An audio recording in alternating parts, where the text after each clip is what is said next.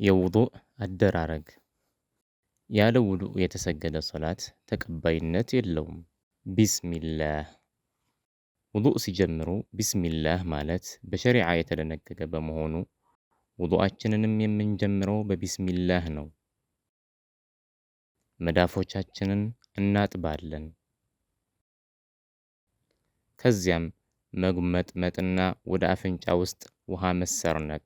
መጉመጥመጥ ማለት ውሃውን አፉ ውስጥ አድርጎ በውስጡ ማንቀሳቀስ ነው። መሰርነቅ ማለት ደግሞ ውሃውን በትንፋሽ ወደ አፍንጫ ውስጥ መሳብ ነው። ከዚያም ውሃውን ከአፍንጫ ማስወጣት። ጾመኛ እስካልሆነ ወይም ጉዳት ይደርስብኛል ብሎ እስካልፈራ ድረስ ሲጉመጠመጥና ሲሰረነቅ በደንብ መሳብ ይበረታታል።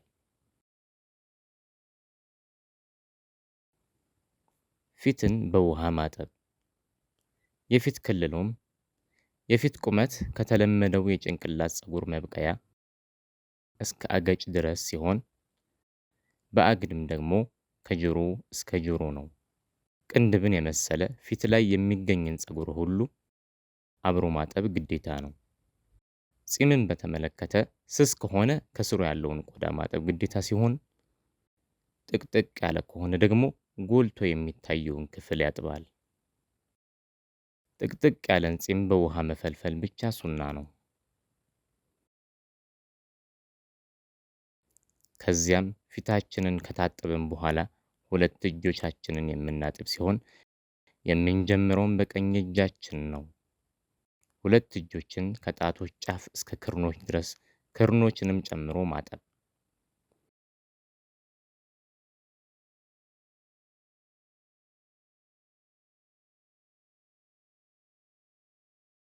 ከዚያም ጭንቅላትን ማበስ። ሁለት እጆቻችንን በአዲስ ውሃ እናረጥባለን። ከዚያም በእነዚያ በረጠቡ እጆቻችን ከግንባራችን ጀምረን እስከ ማጅራታችን ድረስ እንዳብሳለን። ከዚያም ወደ ጀመርንበት ስፍራ እንመልሳቸዋለን።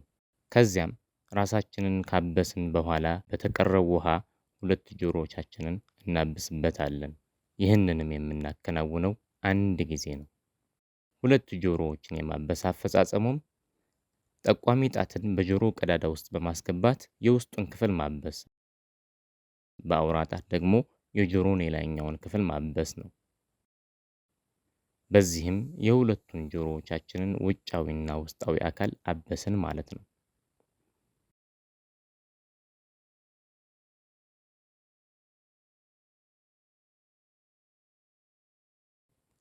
ከዚያም ሁለት እግሮችን ወደ ማጠብ እንሸጋገራለን።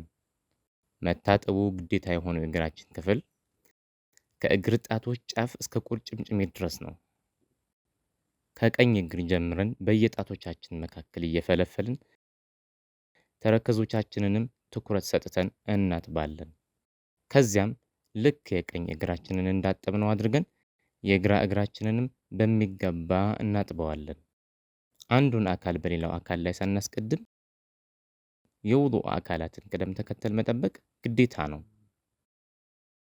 ከአንዱ አካል ወደ ተከታዩ አካል ስንሸጋገር ሳንዘገይ አከታትሎ ማድረጉም እንዲሁ ግዴታ ነው። ሁሉንም የውዱእ አካላት አንድ ጊዜ ማጠብ በቂ ነው።